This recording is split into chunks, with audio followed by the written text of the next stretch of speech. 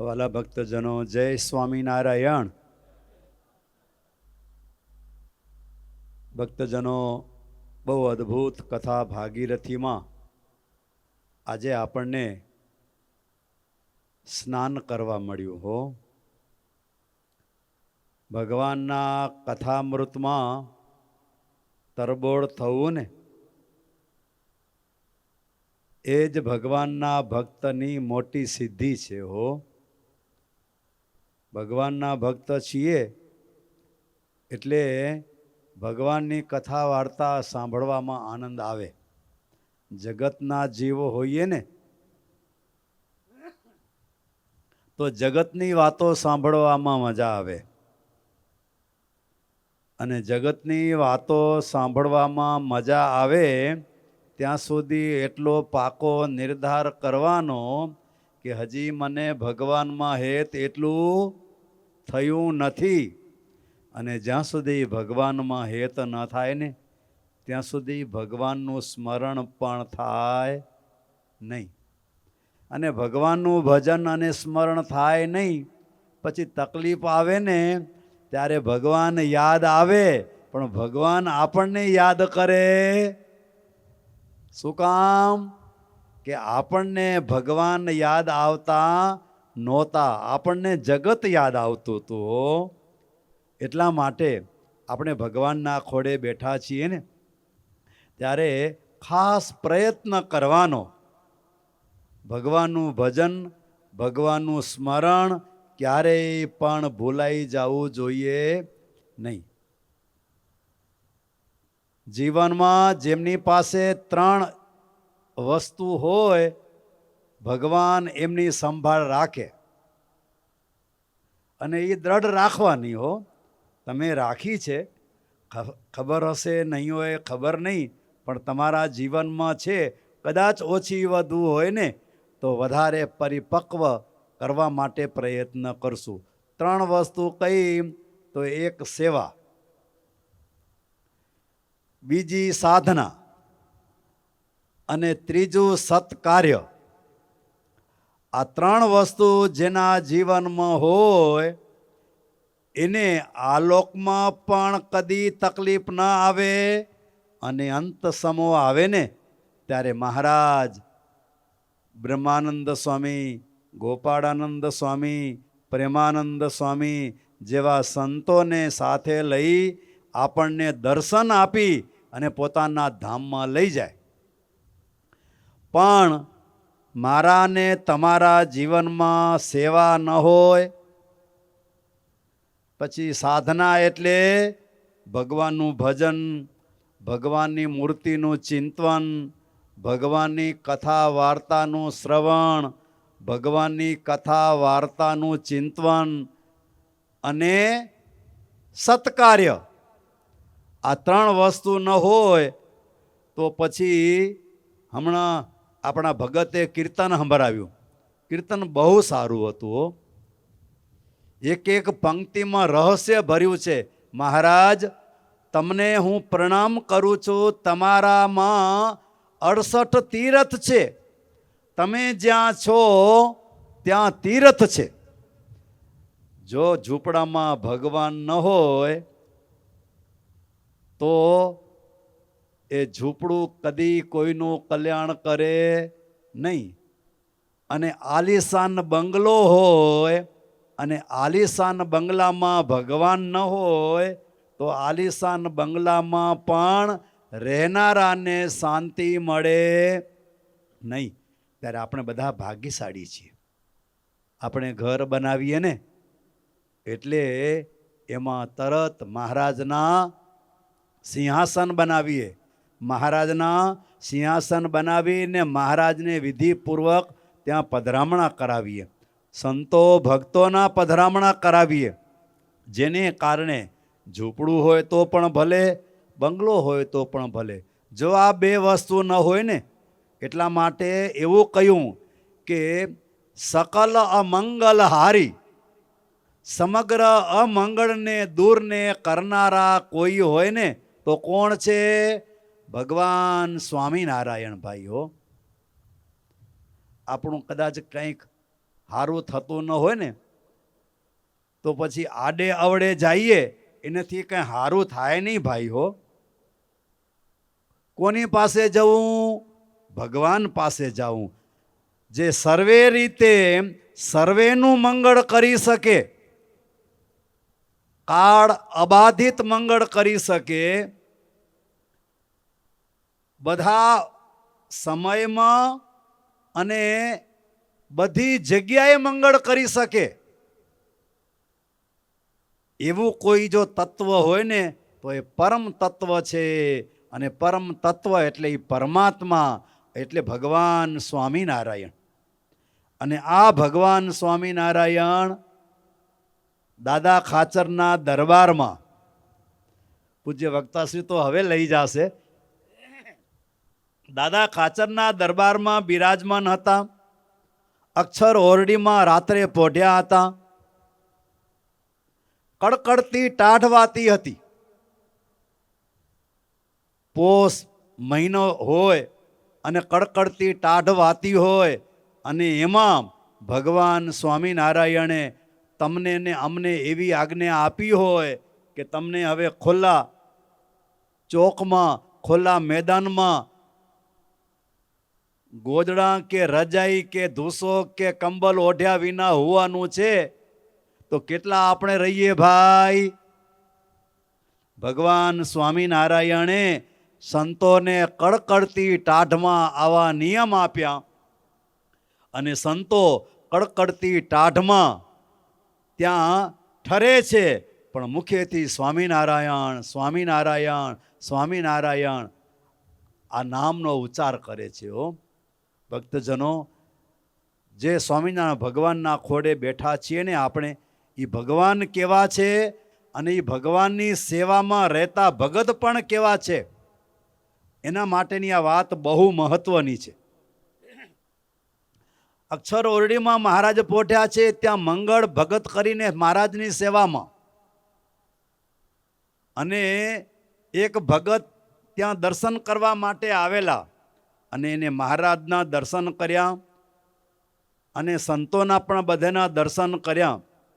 અને મહારાજની અક્ષર ઓરડી, આજે તો કેટલાય બધા ઉતારા ને બંગલાઓ ને ભવન બધા થઈ ગયા, પણ અક્ષર ઓરડીની પાછળની ભાગમાં એ ભૂદેવ સૂતા હતા. અને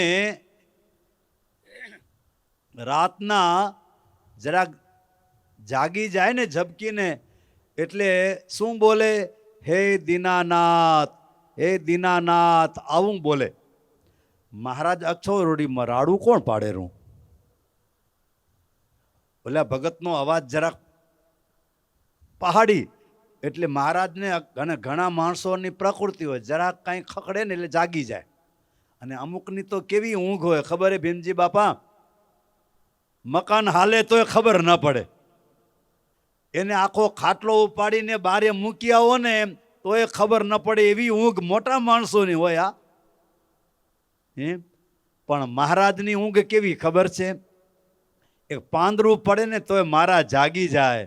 અને એમાં પોતાનો ભગત, હે દીનાનાથ, હે દીનાનાથ, સુણો ચતુર સુજાણ, એમાં ન ઘટે રે તમને દીનાનાથ. આ દીનાનાથ શબ્દ એ પ્રભાશંકર મહારાજ બોલે. અને અહીંયા મારા રાડું કોણ પાડેલું? એટલે મહારાજ ઢોલિયા સુખ સૈયામાંથી જાગ્યા, અને આ રાડું કોણ પાડે? મહારાજ કોક હૂતોય રાડું પાડેલો. શું કેરો? એમ કે દયા નથી, દયા નથી, દયા નથી, એમ કે બોલાવે ને, દયા નથી આમ કામ બોલે? એટલે ઓલા ભગતને બોલાવ્યા. બોલાવીને કે તું શું બોલતો હતો? મહારાજ, મને તો ઊંઘ આવતી હતી, ઊંઘમાં પણ બોલતા શું હતા? મહારાજ, હું દીનાનાથ દીનાનાથ એમ યાદ કરતો હતો. આ કહેતી દયા નથી, દયા નથી એમ બોલે, એવું તો અમે શું કર્યું? ભક્તજનો, મારે વાત તમને એ કહેવાની છે કે ત્યાં પ્રભાશંકર દીનાનાથ દીનાનાથ બોલે છે, અને મહારાજની સેવામાં રહેલા એક ભગત શું કહે છે ખબર છે?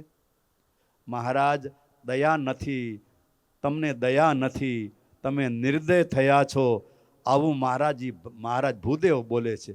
તો કે અમે તે એવું શું કર્યું છે? તો કે મહારાજ, આ સાધુ બધા, આ પાર્ષદો બધા, આ ભક્તો બધા આવી કડકડતી ટાઢમાં ઠરે છે. એટલા માટે મહારાજ દયા નથી એમ બોલે રાખે. એમ કે તો એ તો બરાબર ન કહેવાય. સવાર પડી અને મહારાજ સભા ભરાણી. સભામાં મહારાજે જેમ અત્યારે આ સભા ભરાઈને બેઠી છે ને, સભામાં શ્રીજી મહારાજે શું કીધું? મારા સાધુને, મારા આ બ્રહ્મચારીઓને, મારા આ બધા ભક્તોને, જે ભગત જેટલા રજાઈઓ દેશે એને અમે એટલા ચરણારવિંદ આપશું. અને ત્યાં આગળ બેઠેલા દાદા ખાચર, અને એને તો ખબર હતી કે બ્રહ્માનંદ સ્વામી જેવા સંતો, નિષ્કુળાનંદ સ્વામી જેવા સંતો માટે મહારાજે આવા કડક નિયમ રાખ્યા છે. એટલે તરત દાદા ખાચરે એમ કીધું, મહારાજ, આ એભલ બાપુના પરિવાર તરફથી 100 ગોદડા કે. મહારાજ એવા રાજી થઈ ગયા. દાદા શું કહેરો? હા મહારાજ, અમારા સાધુ આટલા કડકડતી ટાઢમાં થીજતા હોય ને, અને મહારાજ તમે રાજી થતા હો ને, તો મારા તરફથી 100 ગોદડા. અને ત્યાં સુરા બાપુ બેઠેલા. મહારાજ, આ એબલ બાપુનો પરિવાર જો 100 ગોદડા દેતો હોય તો મહારાજ મારું પણ, હું પણ અડખામણો કહેવાઉં ને. અને એમને પણ ત્યાં 100 ગોદડા દીધા. ભક્તજનો, એ પ્રસંગ કેવો બન્યો હશે! જેના પાસે જેટલી સ્થિતિ હતી ને, બધાએ ગોદડા દીધા, અને ગોદડાનો ઢગલો થઈ ગયો. અને એમાં એક ભગત, સભા હોય તો એમાં કોઈક શેઠિયા હોય ને કોઈ ગરીબે બિચારા હોય ને હોય. અમારા ભગત બેઠા હે, જો એ બિચારા હાવ ભોળા ભગત, બરાબર ને, અને એ સભામાં બેઠા છે, કથા સાંભળવામાં બેઠા છે, એમને બેઠા છે. હું જોઉં છું એને. સાંભળી ગયા અમારું જો. પણ મારે કહેવાનું એ કે એવા ગરીબ ભગત પણ એ સભામાં બેઠા હતા, અને દોડતા જઈ અને પોતાની પાસે પોતાના શેઠે જ્યાં નોકરી કરતા હતા ને, એ શેઠે આપેલો શિયાળામાં ઓઢવા માટે ચોફાડ હતો. આ છોકરાઓને તો કોઈને ખબર નહીં પડે ચોફાડ કેને કહેવાય. ઉત્તમ ચોફાડ હતો. એ લઈ અને મહારાજ પાસે આવીને કીધું, મહારાજ, એટલે આ ચોફાડ કાં લઈ આવ્યો? મહારાજ, મારા પાસે ચોફાડ હતો. તો પછી તું શું ઓઢીશ? મહારાજ, તમારા ચરણારવિંદ મને મળે ને એટલા માટે મહારાજ હું આ ચોફાડ લઈ આવ્યો છું. અને મહારાજ, ભક્તજનો, ગઈકાલે રાત્રે જે વાત થઈ ને, અને સભામાં એ પ્રભાશંકર પીપળાવના અને એ માનસંગ ત્યાં બેઠા છે, બરાબર, અને બેના હૈયામાં કેટલો આનંદ હશે, નહીં હોય? અને એ ચોફાડ લાવેલો એક ગરીબ ભગત એ સભામાં ઢોલિયા ઉપર બેઠેલા ભગવાન સ્વામિનારાયણ પોતે ઓઢે અને ઓઢી કેવો લાગેરો અમને એમ જુએ. અને પછી એ ચોફાડ એ ભગતને બોલાવી પોતે ઓઢાડે, અને પછી એમ કે તારો ચોફાડ તું અમને દઈ દઈશ ને, તો તું ચોફાડ ક્યાંથી લઈ આવીશ ભાઈ? આટલો દયાળુ, આટલું તમારું ને મારું મંગળ કરનારો ભગવાન સ્વામિનારાયણ તમને ને મને મળ્યા છે. એક ભગત એને જઈને કોઈક એમ કહે ને કે આ તમારો ભગત દુઃખી હે મહારાજ, તમે તો દયા નથી તમારામાં હો, તરત મહારાજને ખબર નથી એમ નહીં હો, બધી ખબર પડે. પણ ભક્તજનો, આવા દયાળુ, આવા ભગવાન સ્વામિનારાયણ ના ખોડે તમે ને હું બેઠા છીએ. એટલા માટે એટલું નક્કી રાખજો હો, વ્યવહારમાં છો, નાની મોટી તકલીફ આવે, વ્યવહારિક તકલીફ આવે, આર્થિક તકલીફ આવે, પારિવારિક તકલીફ આવે, દૈહિક તકલીફ આવે, ત્યારે મારા ભગવાન સ્વામિનારાયણ યાદ આવવા જોઈએ, મારા ભગવાનના પવિત્ર સંતો યાદ આવવા જોઈએ હો. બ્રહ્માનંદ સ્વામી, મુક્તાનંદ સ્વામી, પ્રેમાનંદ સ્વામી, ગોપાળાનંદ સ્વામી, આવા સંતો યાદ આવવા જોઈએ હો. લાધીબા, માતાજી, જીવુબા, પાંચાલીબા, આવા સાંખ્યોગી ભાઈઓ યાદ આવવા જોઈએ હો. પણ બીજી જગ્યાએ હું ને તમે જાશું ને ભક્તજનો તો ક્યાંય ને ક્યાંય ભટકાઈ જશું, આપણું અસ્તિત્વ પણ ક્યાંય ગુમ થઈ જશે. એટલા માટે પરમ પુરુષ પરમાત્માના શરણે તમે બેઠા છો ને, એના આશરે જે રહે ને એને બધું એ મળે. ત્યારે ભક્તજનો આપણે બહુ મોટા ભાગ્યશાળી છીએ કે એવા ભગવાનના ચરિત્રો. આજે તમારું આંગણું પણ પાવન થઈ ગયું. કયો આ આંગણામાં આવી શ્રીમદ સત્સંગી જીવનની કથા સાંભળવા તમને ન મળે, બહેનોને ન મળે, તમને વડીલોને છોકરાઓને પણ ન મળે, બરાબર. અને આવી અહીંયા સભા કરવી હોય તો શિવજીભાઈ મફત ન થાય હો, રૂપિયા ખર્ચવા પડે. ન ખર્ચવા પડે કલ્પેશ? રૂપિયા ખર્ચવા પડે. પણ તમે સાવ સહેજે સહેજે આવું આંગણું તમારું પાવન કર્યું છે. સ્વામિનારાયણ ભગવાન પાસે પ્રાર્થના કરીએ, મહારાજ તમને જેવા સુખી રાખ્યા છે ને, મહારાજ પાસે અમે પ્રાર્થના કરીએ આ બધા ભક્તોને તમે જેવા સુખી રાખ્યા છે એવા સુખી રાખજો, વધારે સુખ દેજો, સંપત્તિ દેજો, પણ સાથે સન્મતિ દેજો. તમે પણ એટલો પ્રયત્ન કરજો કે એ ભગવાનના દિવ્ય ચરણારવિંદ છોડીને આડા અવડા ક્યાંય પણ જજો નહીં. સ્વામિનારાયણ ભગવાનના ચરણારવિંદ છોડી હું ને તમે જો આડા અવડા થશું, દુનિયાની વાતો સાંભળીને ભક્તજનો વહાણમાં આપણે બેઠા હોઈએ અને કોઈના કહેવાથી એ દરિયામાં જો આપણે ઝંપલાવ્યું, વાણ મૂકી દીધું, તો પછી આપણો અતો પતો કાંઈ મળશે નહીં. તો ભગવાન સ્વામિનારાયણ રૂપ આ મોટી નાવ કે જે નાવ ભગવાન પોતે પોતાના ધામમાં લઈ જશે, એ નાવમાં બેઠા છીએ એટલે બહુ સુખિયા છીએ. મહારાજ ખૂબ સુખિયા કરે એ જ ભગવાન સ્વામિનારાયણના દિવ્ય પાદારવિંદમાં પ્રાર્થના. આપ સૌને આજના પવિત્ર દિવસે હેતપૂર્વક જય સ્વામિનારાયણ.